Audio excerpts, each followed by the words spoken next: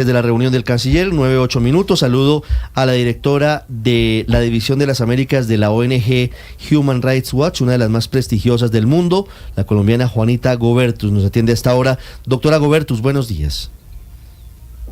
Ricardo, buenos días. Un saludo a toda la mesa de trabajo y a la audiencia de Blue esta mañana. ¿¿Qué reporte tienen ustedes sobre las consecuencias de la represión y las detenciones arbitrarias luego de las protestas que se han producido en Venezuela contra los resultados electorales?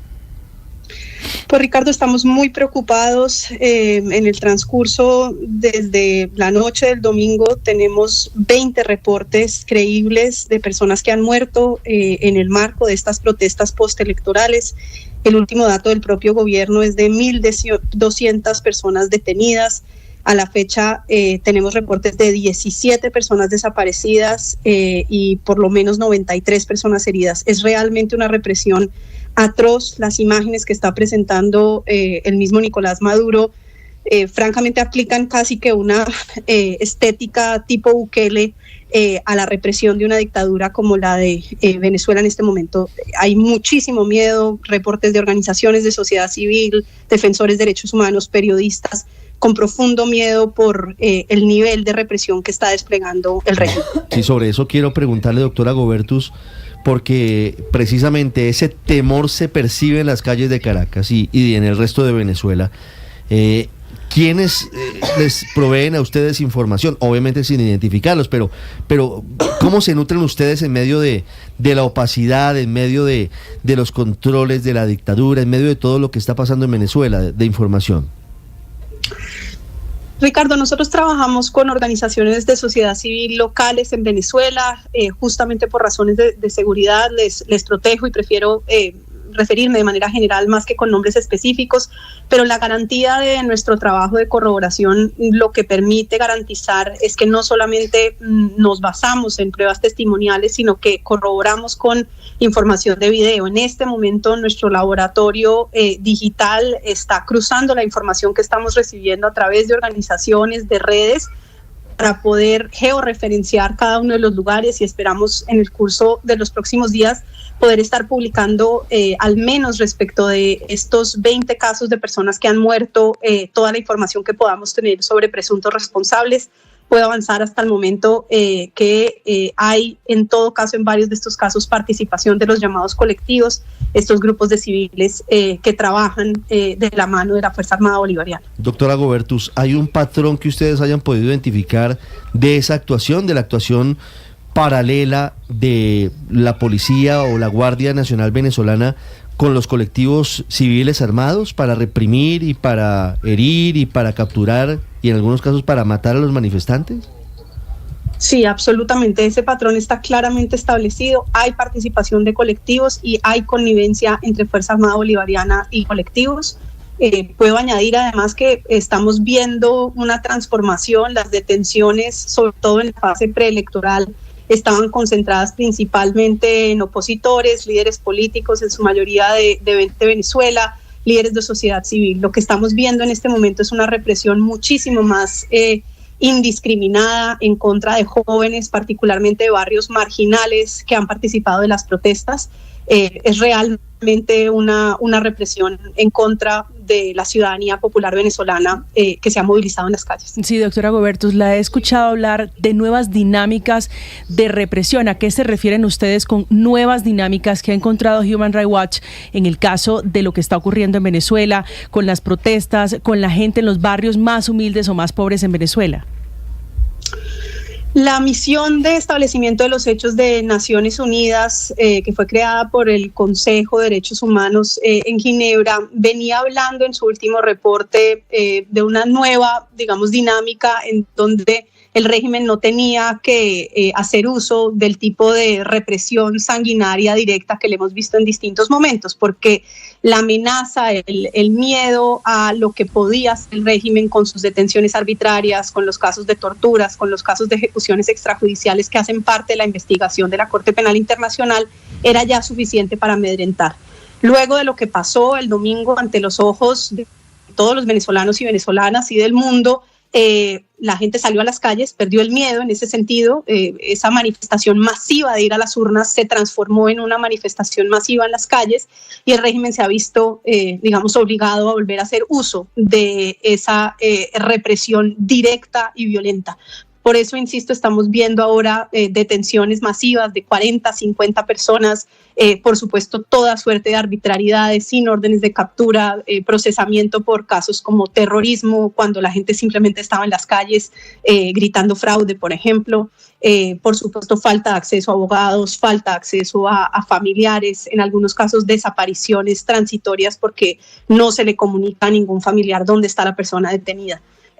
Hay, insisto, una graduación constante hacia arriba de incremento del tipo de violencia, y en estas declaraciones que está haciendo ahora Nicolás Maduro, por ejemplo, esta última reciente en la que pone imágenes directas de personas privadas de su libertad en su propia alocución, es evidente que están tratando de mandar un mensaje de amedrentamiento, de que ese es el tipo de consecuencias que va a enfrentar quien quiera salir a manifestarse.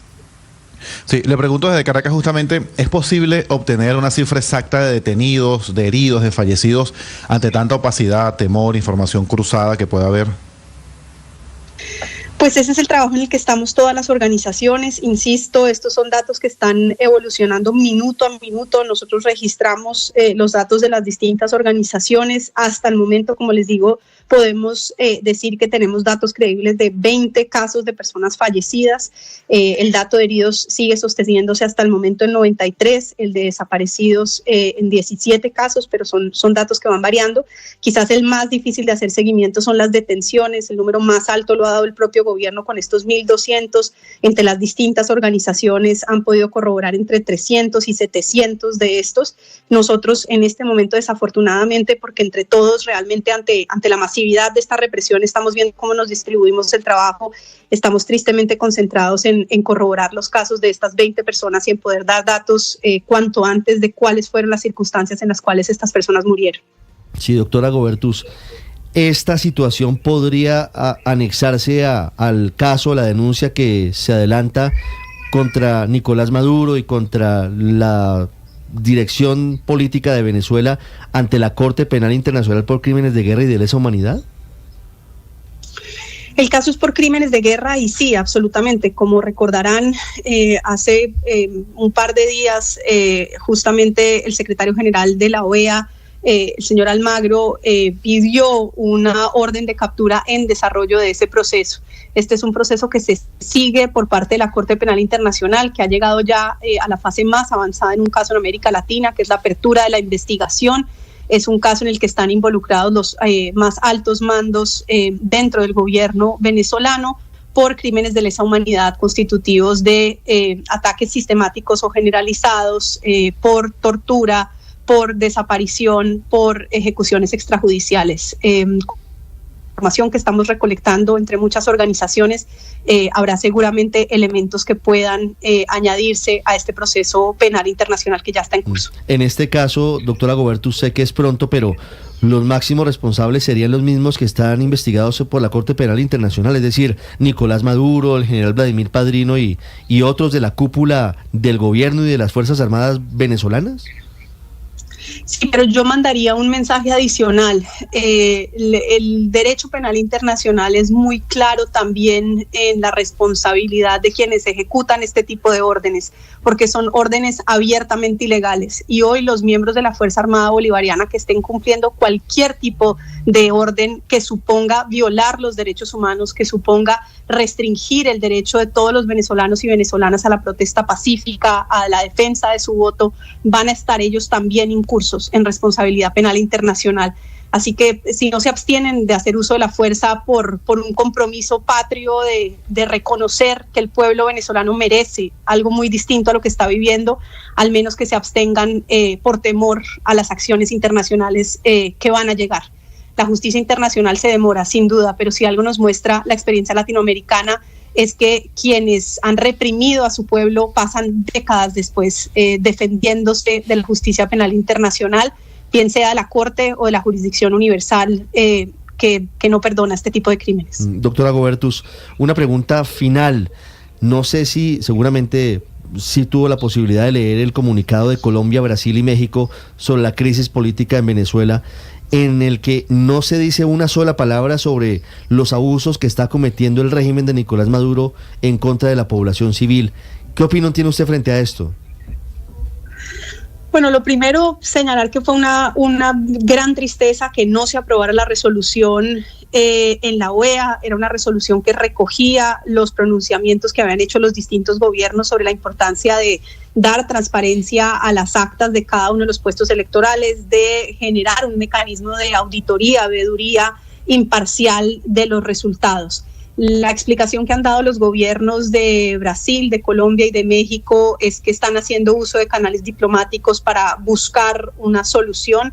El comunicado al menos es claro en señalar que tiene que haber transparencia en los resultados, que tiene que respaldarse, reconocerse la voluntad de los venezolanos y venezolanas expresado en las urnas.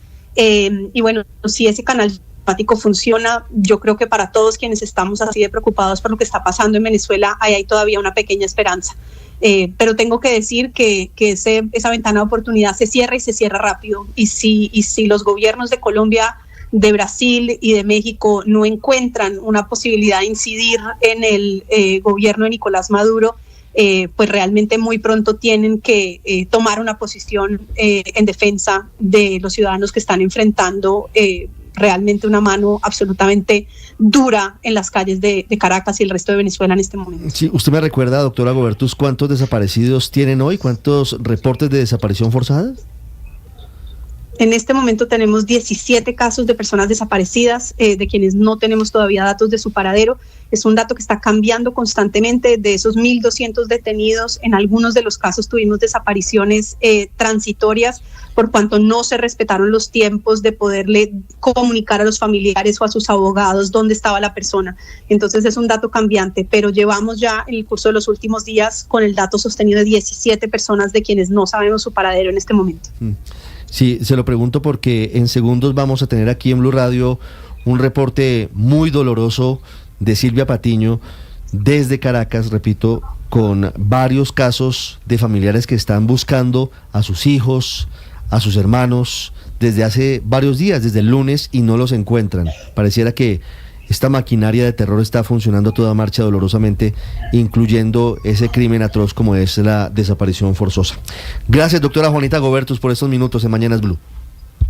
A ustedes, muchísimas gracias. Aprovecho para señalar que a través de mensaje directo en todas nuestras redes sociales de Human Rights Watch y las mías, Juanita Gobertus, estamos recolectando toda la información que puedan tener sobre personas desaparecidas, sobre personas muertas, para tratar de poner a disposición las herramientas tecnológicas que tenemos para entender qué es lo que está pasando y cuanto antes poder mostrar evidencia de quiénes son los responsables detrás de estos casos. 921, muchas gracias. Y es importante acudir a esas redes sociales de